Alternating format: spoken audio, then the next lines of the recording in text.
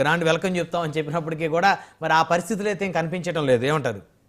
ఒక మాజీ ముఖ్యమంత్రికి రాష్ట్రంలో తిరిగేటువంటి అవకాశం లేకుండా పోతుందా? స్వేచ్ఛ లేకుండా పోతుందా? పోలీసు బందోబస్తు కల్పించడంలో పోలీసులు విఫలమవుతున్నారా? ఉద్దేశపూర్వకంగా జరుగుతుందా? ఏం జరుగుతుంది?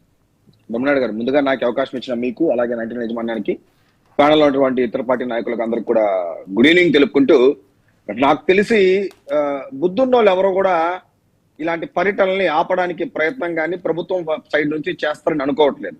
ఎందుకంటే ఆపితే ఎలా ఉంటుంది అని రుచి చూపించింది 2024 ఎలక్షన్లు. అప్పుడు చాలా మంది నాయకుల పర్యటనలు ఏ విధంగా ఆపారో తెలుసు. పవన్ కళ్యాణ్ గారి పర్యటనలు ఏ విధంగా ఆపారో తెలుసు. రోడ్డు మీద తిరిగేటప్పుడు వైజాగ్ లో అక్కడ ఉన్నటువంటి స్థానిక ఏఎస్పీ గారు ఎటువంటి డైరెక్షన్స్ ఇచ్చారో తెలుసు.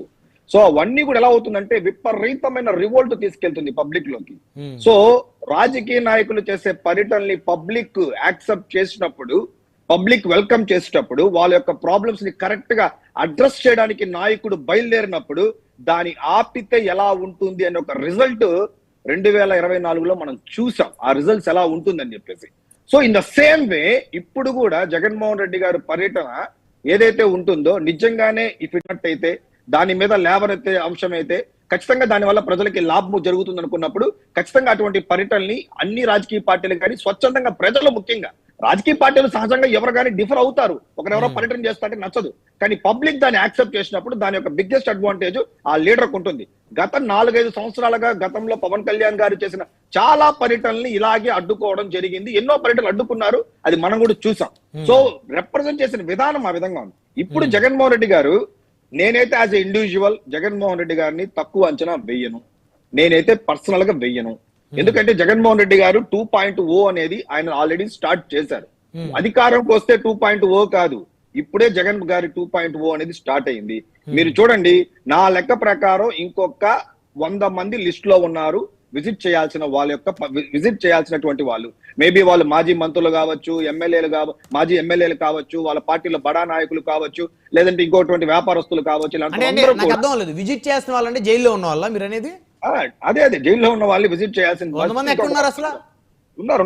ఇంకా నేను చెప్పడం ఇంకొక 4 years కంటిన్యూ అవుతుంది కదా, ఇది అయిపోతుంది కదా. సో యావరేజ్ గా ఏంటంటే సంవత్సరానికి 25 మందిని విజిట్ చేసినా, 2 వారాలకు ఒకరిని విజిట్ చేసినా మనం ఒక 100 మంది ఉంటే సరిపోతుంది, ఒక 2 years వరకు గడిపేయచ్చు. అంటే every 15 days once Jaganmohan Reddy గారు 2.0 ఏంటంటే పబ్లిక్ లోకి రావడం, వాళ్ళ యొక్క కార్యకర్తల్ని, వాళ్ళ నాయకులు విజిట్ చేయడం, ఆ 15 రోజులుగా ప్రభుత్వంలో జరిగిన ఏ అంశాలు గానీ పబ్లిక్ లో వెళ్లకుండా చేయడం. రేపు 2వ తారీఖు ఒక ప్రోగ్రాం పెట్టుకునింది ప్రభుత్వం, ఇంటింటికి తీసుకెళ్లి ప్రభుత్వం ఏం చెప్పాలని. బట్ 3వ తేదీ నెల్లూరు ప్రోగ్రాం, జనాలు గానీ మీడియా గానీ ఎక్కువ ఫోకసింగ్ ఆ ప్రోగ్రామ్ మీదే ఉంది. ఆటోమేటిక్ గా డైవర్షన్ లో 100% 1 week దాని మీదే జరుగుతుంది. ఆ పర్యటనలో ఎంత సెక్యూరిటీ ఇచ్చినా ప్రభుత్వం ఖచ్చితంగా అక్కడ అనుకున్నటువంటి ఫ్లో ఈజీగా అయితే మాత్రం జరగదు. చాలా కేక్ వాక్ లాగా వచ్చి, చాలా సింపుల్ గా వచ్చి లోపలికి వెళ్ళి అలా పరామర్శించే విధంగా జరగదు. మొన్నటికి మొన్న ఎవరో ఒక ప్లై కార్డు మీద కొంత ఇష్యూ అయింది, మొన్నటి వెహికల్ పడిపోవడం వల్ల ఒక ఇష్యూ అయింది. సో ఇది కీప్ ఆన్ ఆయన చేస్తూనే ఉంటారు. సో ఆయన ఎక్కడ కూడా ఈ ప్రభుత్వాన్ని, వీళ్ళు చేసే పనులు కానీ, లేకపోతే నిన్న జరిగినటువంటి క్వాంటమ్ వ్యాలీ మీటింగ్స్ కానీ, ఇవేది కూడా వెళ్లకుండా ఉండాలనే దాంట్లో హీఈస్ వెరీ సక్సెస్ఫుల్ ఆ పాయింట్ ఆఫ్ విషయంలో. సో నేను అదే అంటున్నాను, దట్ ఈస్ 2.0. మేము అందుకే జగన్మోహన్ రెడ్డి గారు అందరూ 11 సీట్లు అంటారు.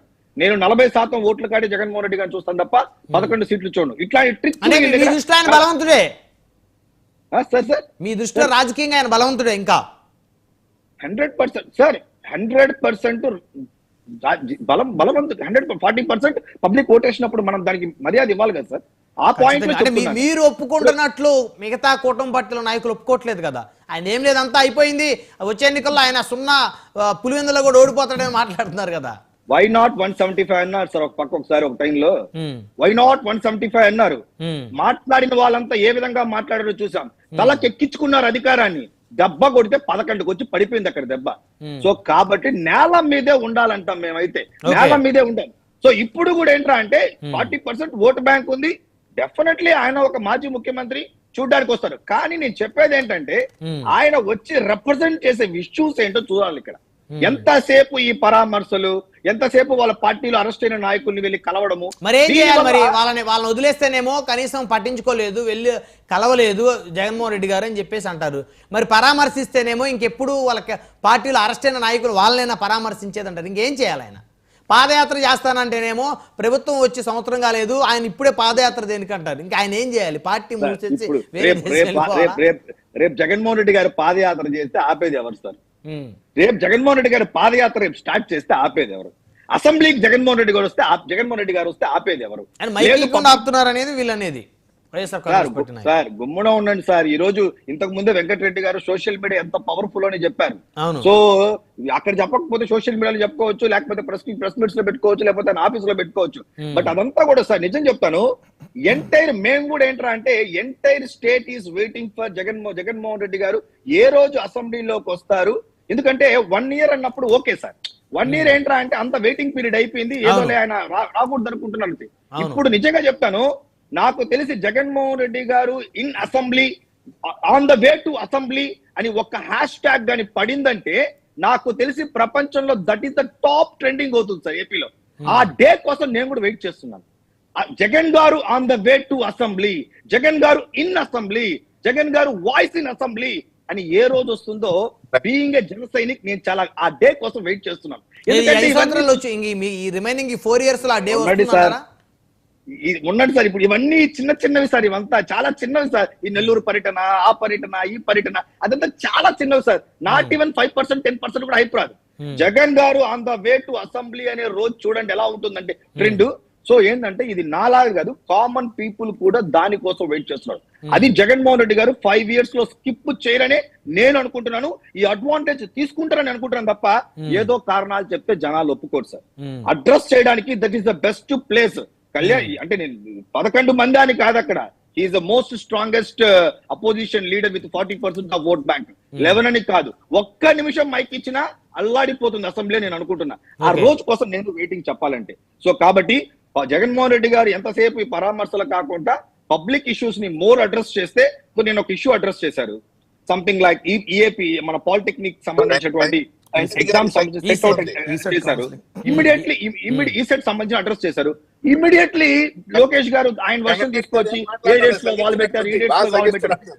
దట్ ఈస్ కన్స్ట్రక్టివ్ గా వెళ్తే చాలా బాగుంటుంది తప్ప ఇవన్నీ డిస్ట్రక్టివ్ గా పబ్లిక్ కి ఇబ్బందే, వాళ్ళ పార్టీ క్యాడర్ కి ఇబ్బంది, ఈ ప్రాసెస్ లో ఎవరో ఒకరు కొంతమంది మాట్లాడేస్తారు వాళ్ళకి ఇబ్బంది.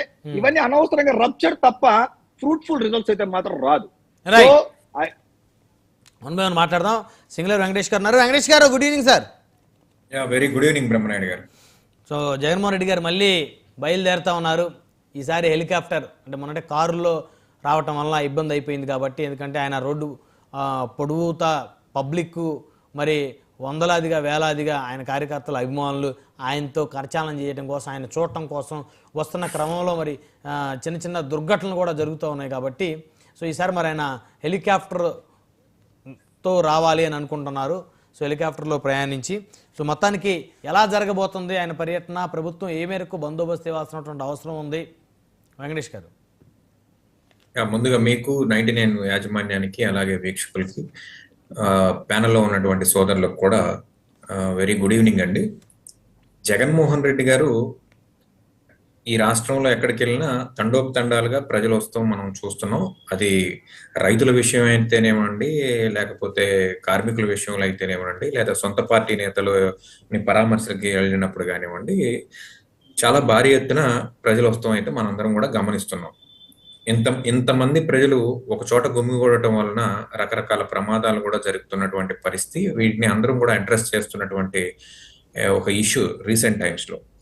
సో ఖచ్చితంగా ఇంటెలిజెన్స్ ఏదైతే ఉందో, ఇంటెలిజెన్స్ ఈసారైనా కానీ సక్రమంగా పనిచేయాలి. జగన్మోహన్ రెడ్డి గారికి తగినంత భద్రత కానివ్వండి, లేక జగన్మోహన్ రెడ్డి అభిమానులకి తగినంత భద్రత కానివ్వండి, ఏమాత్రం తగ్గకుండా చూసుకోవడం రెప్యుటేషన్ ఆఫ్ ది గవర్నమెంట్ కాపాడుకోవడమే అవుతుంది తప్ప జగన్మోహన్ రెడ్డి గారికి ఏదో చేసినట్టు కాదు, హెల్ప్ చేసినట్టు అయితే కాదు. మళ్ళీ ఆయన జనాల్లోకి వచ్చేటువంటి ఈ క్రమంలో ఏదైనా ప్రమాదం జరిగినట్లయితే ఈసారి ఖచ్చితంగా అన్ని వేళ్లు ప్రభుత్వం వైపే చూపుతాయి. ఎందుకంటే గతంలో జరిగినటువంటి సిచ్యువేషన్స్ ఏవైతే ఉన్నాయో ఇవి రిపీటెడ్ గా జరగకుండా చూసుకుంటుందని అయితే నాబోటి వాళ్ళు నమ్ముతున్నాం. ఉమ్. ఒకప్పుడు అంటే జగన్మోహన్ రెడ్డి గారు ఏముంది, after all MLA, Pulivendula MLA, ప్రతిపక్ష హోదా కూడా లేనటువంటి ఒక నాయకుడు. జగన్మోహన్ రెడ్డి గారు మనం పెద్దగా పట్టించుకోవాల్సిన పని లేదు, రాజకీయంగా చచ్చిన పాము అనేటువంటి ఒక పరిస్థితి నుంచి కూటమి నాయకుల ధోరణిలో కొంత మార్పు అయితే మనం ఈ రోజు డిబేట్ లో చూస్తున్నాం. ఎట్లా? కుటుంబ నాయకులు కూడా మెరుపుల మహేష్ గారు కానివ్వండి, తర్వాత సంపత్ గారు కానివ్వండి, జగన్మోహన్ రెడ్డి గారికి అడ్డు చెప్పేటువంటి పరిస్థితి ఏం కాదని సంపత్ గారు చెప్తున్నారు. అలాగే జగన్మోహన్ రెడ్డి గారిని ఏదో సామాన్యుడిగా ఒక ఎమ్మెల్యేగా ట్రీట్ చేయకూడదు, 40% ఓటు ఉన్నటువంటి ఒక బలమైన నాయకుడు. అంటే అలా ట్రీట్ చేయకూడదని చెప్పలేదు ఇక్కడ మెరుపుల మహేష్ గారు. అంటే తక్కువ అంచనా చెప్పేది- వేయకూడదు ఎవరు ఆయన కూడా. చెప్పిన గతంలోనే దానికి- అలాగనే జగన్మోహన్ రెడ్డి ఆయన గారు చెప్పిన దానికి అదే సార్ అర్థం. తక్కువ అంచనా వేసి ఆయన ఆ పరిస్థితికి వచ్చాడు. ఆయనకి 40% ఓట్ బ్యాంక్ ఉంది కాబట్టి ఆయన్ని మేమేం తక్కువ అంచనా వేయట్లేదు అని అన్నారు. ఎస్, దట్ ఈస్ కాల్డ్, ఆయన చాలా బలమైన నాయకుడు అని చెప్పడమే కదా. ఉమ్.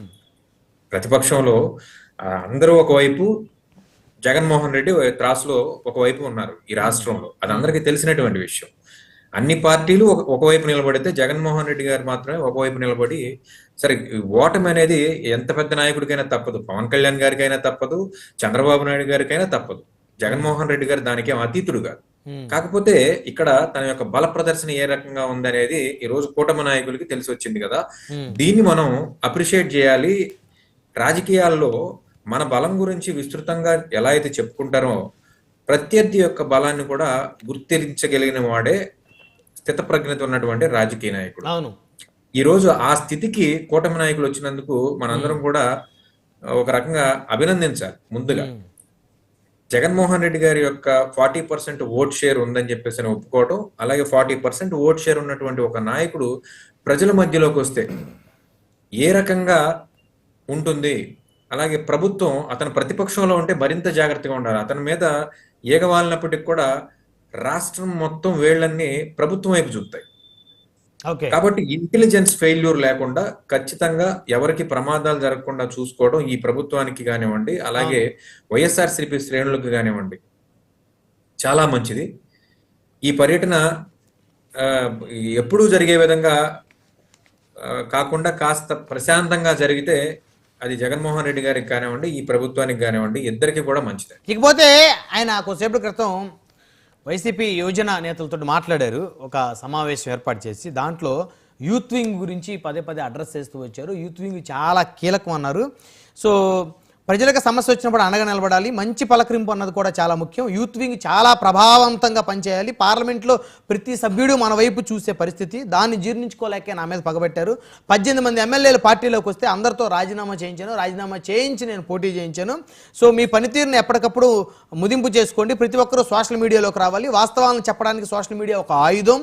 సో ఏ అన్యాయం జరిగినా ప్రజల దృష్టికి తీసుకురావాలి. ఇవి చేయగలిగితే లీడర్లుగా ఎదుగుతారు. పార్టీని సంస్థాగతంగా మరింత బలోపేతం చేయాలి.